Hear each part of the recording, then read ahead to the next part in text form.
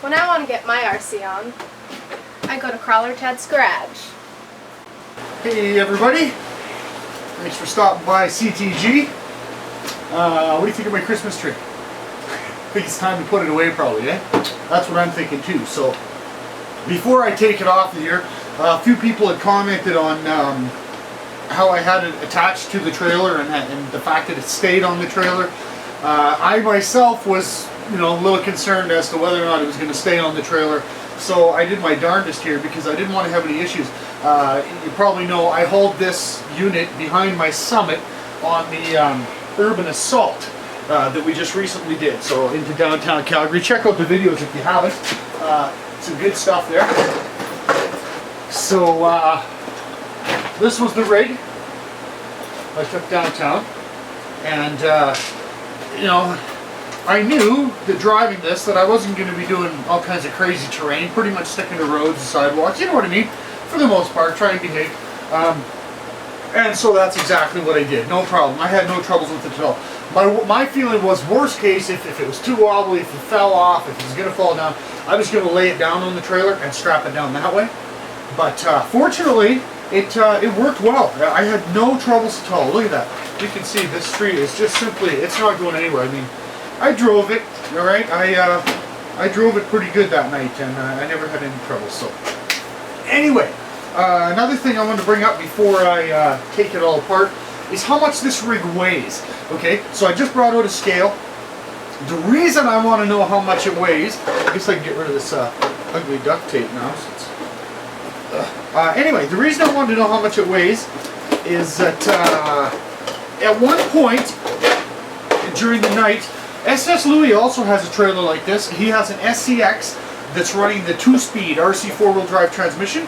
Okay, and so what we did is I drove my Summit up onto the back of Louis' trailer, and he proceeded to pull me, drive away, and he hauled it around for, geez, a few blocks, easy kind of thing. So I was curious as to how heavy it was. We had guesstimated that night, right, trying to figure out, approximately how much everything weighs. So like I say, today I did some weighing on an actual scale so I could find out.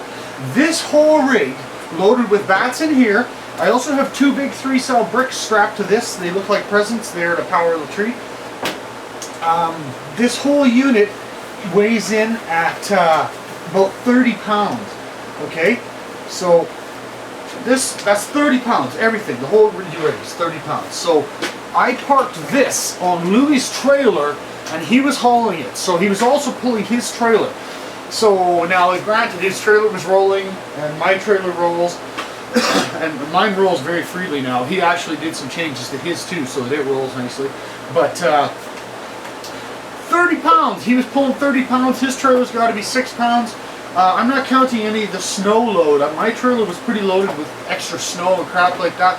So I don't know if he was hauling anything else on his trailer. I don't recall. He had to be close. Between 35 and 40 pounds he was pulling with his SCX in low gear with his RC 4-wheel drive 2-speed trend.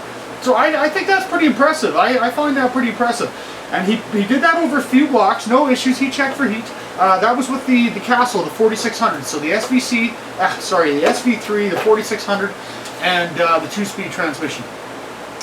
And even the fact that, we were driving over snowy sidewalks and roads and stuff, I don't think he had too much trouble. Of course, he was hooking up fairly good. So, pulled it like a champ. I was blown away, I really gotta say. But, anyway, so that's pretty much, I just wanted to just show you the weight and stuff like that. I guess I can show you my real cheesy hitch. This is a pretty cheesy hitch. I'm not denying it. This is something I came up with. It was just one of those things, I wanted to pull the trailer one day and I had no hitch. I don't have an SCX yet. Well, I did have an SCX that was set up for it, but it went in a river. Anyway, so I wanted to pull it one day with the Summit, and I was like, oh crap, how am I going to hook it up? So this is just something I whipped up, okay? There's nothing fancy here. Whoops, oh, sorry about that. Okay, just some flat aluminum bars. So you can see I had to change the rear body mounts anyway, because the top kick body already had holes in it when I got it. So I changed my body mounts to match the body instead of making 2 extra holes, you know what I'm saying? So I did that. So that gave me the aluminum plate on the top to screw that aluminum plate to, which then drops down with a bend. Okay, now as well as that, you can see there's a screw down here. See that screw right down in here? Right there. So that just screws into the plastic housing. Now I checked before I did it. It's an inch long, Robertson, like a wood screw or something. I checked before I did it to make sure that there was nothing behind it that I was going to dig into. You don't want to be screwing into a gear or anything, right? Anyway, there's nothing there. It threaded in good. I also use a big zip tie there just for the heck of it. You know what I mean? I've pulled this trailer all over the place, man. I've drug it through the bush. I've drug it through a few downtown runs. This is the same hitch that I built the first time. It's going strong. It hasn't missed a beat. You know what I mean? So if I was to build one now a little bit nicer and a little better, it would last. No problems. Like, I have no issues with this. My biggest complaint now is that if I want to run the Summit with no trailer, it's a little bit involved to get rid of the hitch. So anyway, the reason we're here, I wanted to show you my strap down system. Okay, so you can see, I think I'm going to take the camera off of the, going to be a little shaky here, sorry about that. Get this tripod out of the way for a minute, just so I can show you exactly what's going on. Okay, so there's the hitch, you see, and very simple. It's just running on a flat washer type thing, nut. The nice thing is the nut here is the same size as my wheel nuts and stuff like that, so that everything's, you know, less toolage to carry there. This trailer has full underglow, so that's where the battery for the underglow goes. 3-cell LiPo. 900, 1100, they all fit in there pretty good. Like I said, these two here, I made them look like presents. See? I'll show you. So they're 2 Hyperion bricks to power the tree. I wasn't sure how much power I was going to need. That was another question people had. How did I power the tree? Okay, let me pull it out. Oh, great, I just unplugged the tree. So simple. I think this is on another video too, a trailer video, so I'm going to end up showing this twice, but that's alright. So I went to Canadian Tire, thanks to Cam and Colin. After talking to the two of them, just before this run, a week before, they told me this is what I needed. So it's a 75 watt mobile power inverter, okay? I got this at Canadian Tire. I ripped the cigarette lighter part off. I just basically cut the top part all off to expose the 2 wires so I could put a Dean's on it. I put a Dean's plug on it. Now I can plug into a big 3-cell LiPo because it's looking for 12 volt in. So a 3-cell LiPo fully charged is 12.6, works perfect. So plug the Dean's onto there from the LiPo, and then you just plug your Christmas lights or whatever right in here. Like, check it out. So I'll be keeping this. I mean, come Halloween, now whatever. When we did the Halloween run, Jay and I tried to run lights. And the lights were so crappy and cheap because they were battery powered, they simply wouldn't work. Now we can just get some orange LED lights or something, bam, plug them in, you know? It's great, I really like that. So it's nice when you got guys who know what they're talking about and can help you out with stuff, eh? So anyway, so there's how it's all powered. The lights, like this strand of lights that's on it is an actual household strand, obviously. It's a 25-foot strand. I first thought that I would wrap the tree, the trailer, and the truck, but I put lots of wraps around the tree, and then I just finished around the trailer. The truck had underglow and all its lights, so I didn't bother wrapping it with Christmas lights, so maybe next time. But, okay, so here we go. So take a look. So are you familiar with these little mini bungee cords? These things are great, you know. They're not scale, obviously, because of the giant size hook, but they're handier than crap. So look, I've got 2 of them here, right? One here and one here. Here's a full-size giant blue bungee cord. You can see that guy goes up in, it's just hooked around the tree, okay? So 2 of those little guys there. This is where it gets good. Look at this. Look at back here.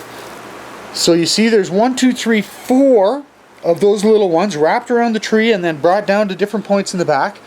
And then a full-size black one that was so big I had to tie knots in it. You see? It's hooked there and it's wrapped around the tree down low. So, you know, I've got the sucker in what? 1, 2, 3, 4, 5, 6, 7, 8 points. Okay, because it's just a normal tree. Like, look, there's the legs. It's just a standard three-legged tree. Like, it doesn't even sit on the trailer well because it only has 3 legs, you know? So I gotta say, I was a little concerned at first, but the more I added bungee cords and I was shaking it and rolling it around here, I was pretty sure it was gonna be okay. So that thing's 3 feet tall. Like, that's 36 inches. Plus, you know, it's sitting on a trailer. So that's a pretty tall unit to haul around behind the Summit. But I gotta say, it was solid as a rock. I was blown away, totally impressed by how well it worked. I hauled a big pumpkin on the Halloween run we did last year now, yes. And that was before I had changed the wheels on my trailer, and I had some issues with binding and stuff like that. So with this new system, man, I'm ready to haul whatever I can fit on there. It doesn't matter how big it is. If it fits on there, I'll haul it. So. Alright, well, that's all. I just wanted to cover that with you. I'm going to get this Christmas tree off here because the next thing I want to do is take my camper trailer out for a drive and get some video with that. Man, I haven't had a chance. My trailer was down when I got this, so I haven't had this baby out at all. So look for some camping vids coming up. Thanks for watching, guys. If you got a sticker, get a hold of me. Send it in. Check it out. Look at all the other people that are up there now. We could put your club sticker up there too, man. Let's fill the board.